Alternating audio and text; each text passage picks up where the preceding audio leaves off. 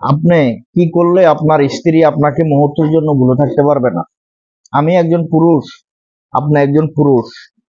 আমি এই কারণে কথাগুলো বলতেছি, কি করলে আপনার স্ত্রী আপনাকে মুহূর্তের জন্য, বাপের বাড়ি যাক, যেখানে যাক, যে কোনো প্রান্তে থাকুক, মুহূর্তের জন্য আপনাকে ভুলে থাকতে পারবে না।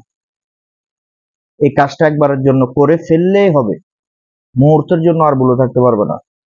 আপনি পুরুষ মানুষ, আপনার স্ত্রী আপনার কথা শুনতেছে না, যে কোনো কথা অ্যাভয়েড করতেছে, তার কারণ, তার জন্য আপনি এই কাজটি করবেন। আপনার ডাইন হাতের কাইন আঙ্গুলটা সুতা দিয়ে পেঁচাইয়ে এখানে রক্ত জমাবেন, রক্ত জমাইয়া সুই নিবেন, সুই দিয়ে এভাবে টোকা দিবেন, টোকা দিলে রক্ত বাইরেব। এই রক্তগুলা এখানে নিবেন, এখানে কাগজের ভিতরে নিবেন, রক্তগুলা এইভাবে কাগজের ভিতরে নিবেন।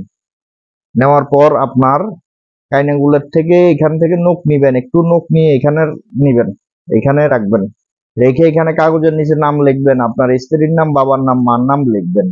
লিখে এটা সুন্দর করে ভাঁজ করবেন, এভাবে ভাঁজ করবেন, ভাঁজ করে আগুনে জ্বালাবেন।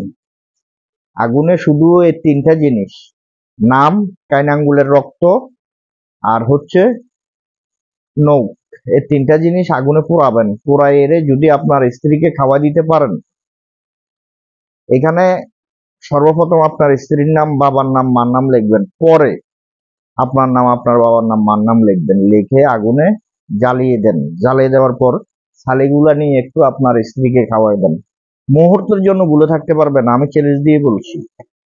তো আজকের মতন ভিডিও এতটুকু। আমার ভিডিও যদি ভালো লাগে অবশ্যই লাইক, কমেন্ট, শেয়ার করে দিবেন, আর চ্যানেলটি সাবস্ক্রাইব করে রাখবেন প্রত্যেকদিন নতুন নতুন ভিডিও পাওয়ার জন্য, আর ফেসবুক পেজটা ফলো দিয়ে রাখবেন। আজকের মতন ভিডিও এতটুকু। সকলে ভালো থাকবেন, সুস্থ থাকবেন। আল্লাহ হাফেজ।